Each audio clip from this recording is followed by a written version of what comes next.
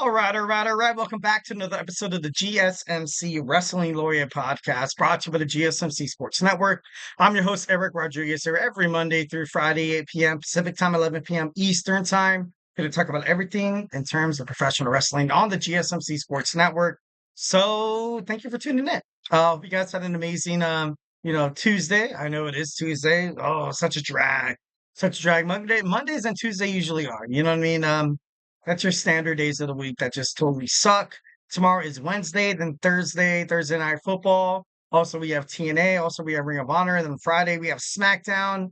And then we get to the weekend, Saturday, college football.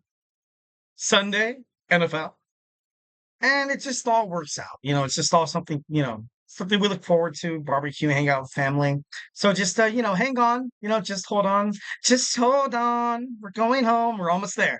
We're almost there, ladies and gentlemen. But thank you so much for tuning in to the GSMC Wrestling Laureate podcast brought to you by the GSMC Sports Network. I'm your host, Eric Rodriguez, and today on tap for you today, we have some WWE Monday Night Raw review. We're going to talk about some NXT.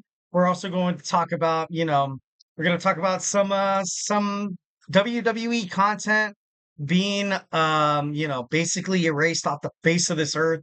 If you're a Hulu subscriber, so if you're a Hulu subscriber, just know that tomorrow is the last day that you're going to be able to stream Raw or SmackDown for WWE. And then our fourth, we're going to talk about wrestlers with short title reigns. Last night we talked about Nia Jax. Potentially her second title run is going to be, much like her first title run, it's going to end abruptly and kind of unfairly. So we're going to talk about some of these superstars who have had that, who's had the WWE Championship, not the World Heavyweight Championship, but the WWE Championship. And, those who kind of, lost it too fast, way too fast for my liking. And in our fifth and final segment, every Tuesday we do this.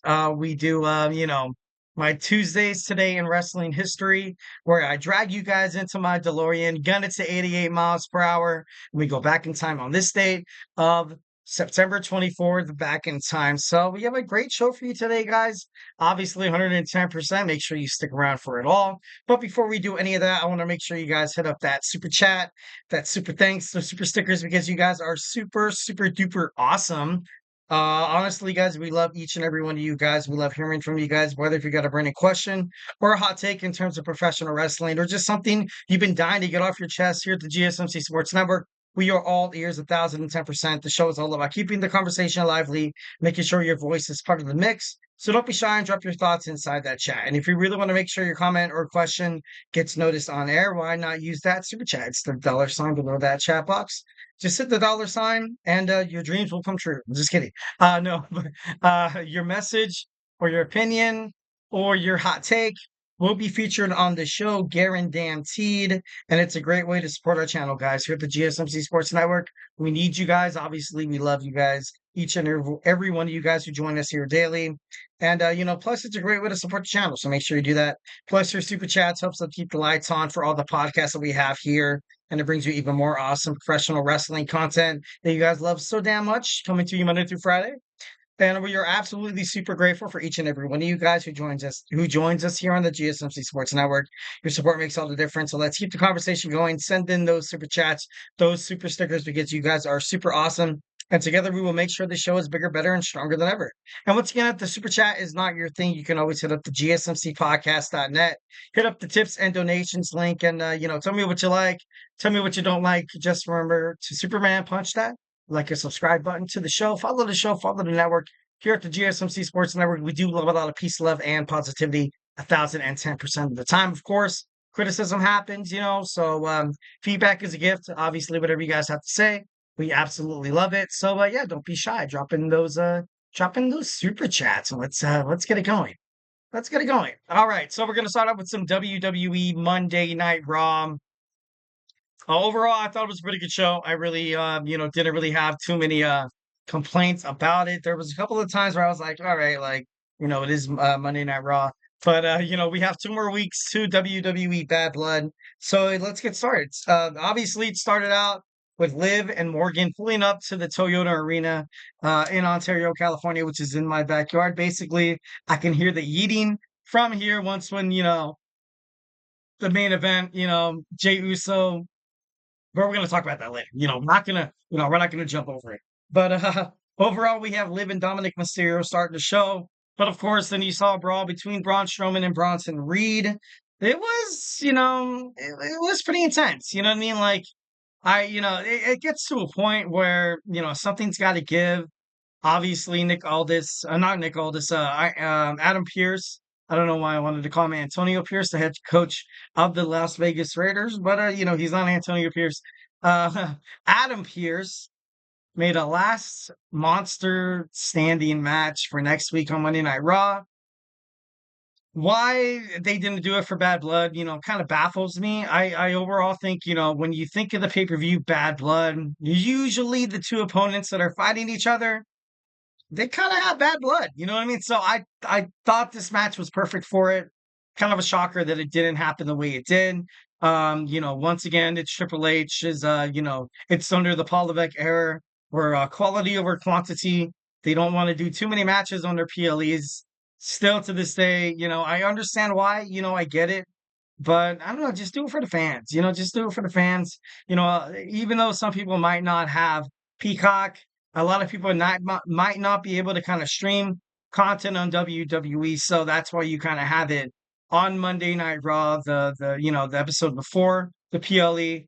But we're now in this new digital era. You know what I mean? Like it kind of robs the fans of not putting this on a PLE. You know what I mean?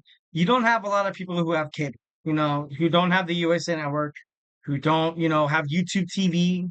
So in that case, you're kind of relying on a lot of these main event matches happening on Peacock on the PLEs in WWE, and they just never come in fruition because, Triple H's philosophy.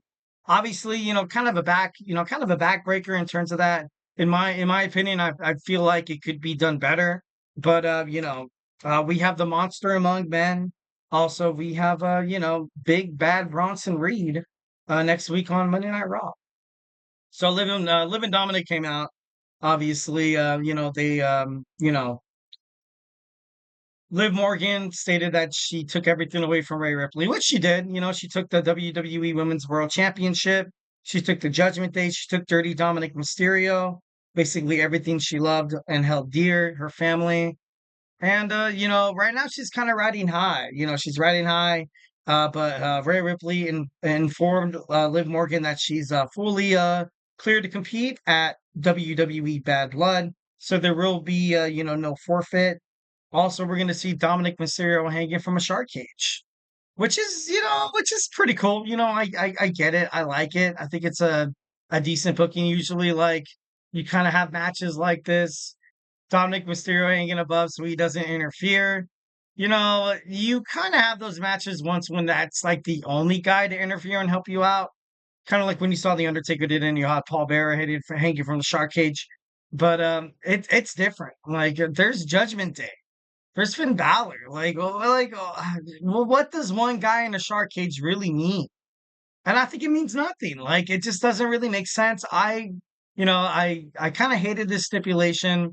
Obviously, I feel like if Dominik Mysterio was going to intervene in the match anyways, then Damian Priest would come and kind of, be on alongside of Rhea Ripley, kind of as her like insurance policy. The only thing that would have guaranteed these superstars to fight head on, not have any interference, would be a Steel Cage match or Hell in a Cell. Obviously, when WWE had their Hell in a Cell pay per view, which usually takes place in October, I feel like the Bad Blood, was kind of compensating for that. Um, Usually have one or two, Hell in a Cell matches. You had Sasha Banks and I believe Charlotte Flair fighting a Hell in a Cell, I believe. Don't quote me on that. But I feel like it would have been better. It would have been better to have these girls beat the holy hell out of each other and then, kind of have like a surprise, debut from WWE, from women from the inactive roster, from the injured rosters coming back. Raquel Rodriguez, who's very close to Liv Morgan. They had a WWE Women's World title run together. Maybe she could have found a way to kind of, insert herself inside the match. and helped Liv Morgan, kind of like when the Undertaker and Shawn Michaels fought. And then Kane came out of nowhere. The Big Red Machine debuted on WWE, and it ultimately kind of spoiled the Undertaker's thunder when he was fighting in that Hell in a Cell match with the Heartbreak Kid Shawn Michaels. So I feel like this could have been booked better. A shark cage match with Dominik Mysterio hanging above. You know, as of right now, this booking probably should have been done earlier. I can imagine this at like I don't know, but they never really had their rematch, so I think maybe that's the reason why they kind of have it lingering over. Next, we had Sami Zayn. Sami Zayn defeating Ludwig Kaiser. Kaiser was in control most of the match. It was kind of crazy, but the resilience and the heart of Sami Zayn was able to overcome. Gunther comes out, making Sami believe that he's going to accept the challenge for the WWE World Heavyweight Championship. Obviously, that didn't really happen. He was kind of chiming him in there. I got to be honest, he kind of got me. Next, we have Woods wants the New Day to get serious. Xavier Woods wants, no more unicorns, no more pancakes. It, you know, there's a time in your career where, even if you're 11 or I think you're 12-time WWE Tag Team Champions, it's not, it comes to a point where you're kind of getting older in your career. And it's different for Kofi. It really is different for Kofi because he's been there. He's done that. He's had the tag team success. He's had the singles competition success with Kofi Mania. Xavier Woods is kind of on the outside looking in. He's like, hey, like I want to do something with my career too. I'm getting to the age where, my glory days are behind me. And I really honestly believe that I have more to accomplish than the WWE tag team titles. So Xavier Woods makes it clear that he wants Kofi Kingston to focus. After what happened last week on WWE Raw, he said it's water under the bridge, which is kind of cool. Absolutely love the New Day. Hope they don't break up for no reason or, like I said, WWE, jumps the gun and, future bookings don't really work out with Woods and Kingston. And it just destroys both of their careers. I don't want that to happen. Woods has been, he's calling the plays. Kofi Kingston said, hey, look, man, if you're upset with me making plans behind your back and not keeping you, in the light, keeping you in the dark in some sorts of, situations, you're going to take control of everything that the New Day has going forward. They had a match against the Creeds, which they lost, unfortunately. Next, we had Dragon Lee defeat Carlito. Judgment Day suffers a loss. Once again, I honestly did not like that. I think, to kind of build this stable with Finn Balor and this new Judgment Day and the Street Trash, it was pivotal that they should have picked up the win. Carlito, the newest member of Judgment Day, he hasn't really quite proved his worth yet. I feel like, he is very, well, not very. He's good. He's good. You can put him in a match where, he's not that like, oh, like jaw to the ground impressive. But you need to get Carlito going. JD McDonough, obviously Finn Balor missing WWE Raw was pretty big. But Dragon Lee of the LWO picks up the win again, which kind of leaves me baffled because once again, they're not going to push the LWO. So I'm like, at the same time, I'm like, why? So, much like a throwaway match, just kind of showing that Dragon Lee is the real deal on WWE. Next, we have Karrion Kross trying to bring out the old Miz. I didn't hate this. I didn't hate this at all. I thought this was actually pretty damn great. I want to see the Miz get to the old Miz. New Miz, like, he's cool. And like, he's never really been a babyface. And times where he had been a babyface didn't really last long. The best Miz is once when he's out there trash talking, Miz TV, and just, being an antagonistic moron, with an ego the size of California, the United States, or whatever, simile works better for you or metaphor. I want to see this new side of the Miz because I feel like the Miz is still in his prime. I feel like he can still do some damage. So I like this move by Karrion Kross. I got to be honest. Next, we see Netflix executives inside the crowd in Ontario, California. So that's when you kind of knew that this show was going to have to be big.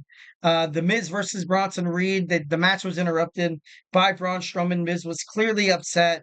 Next, we see Drew McIntyre saying that, how this Hell in a Cell match affects him personally as well, stating that CM Punk isn't the only one going in there, with his back against the wall, with the devil coming out. And, he says he's going to make him bleed a lot. So it should be pretty interesting. The Unholy Union gets beaten down. Sorry, gets beaten down by Damage Control. Then we see the PRF Vignet. I honestly think it's probably the Viking Raiders. I think it's perfect for them to be on WWE Raw right now. I feel like they can definitely win the WWE Raw Tag Team titles. You saw Roman Reigns and the Cody Rhodes Georgia Tech promo, and you saw on SmackDown they got so many hits. You saw that happen. You saw it viewed again. The Creed brothers defeated the New Day, which was kind of sad. Another Wyatt Sicks promo, and you saw Woods challenge Rey Mysterio after he confronted the OWO of interfering in their matchups. And lastly, for WWE Monday Night Raw, we have a new WWE Intercontinental Champion. Main event, Jey Uso dethrones the unpredictable badass that is Braun Breaker.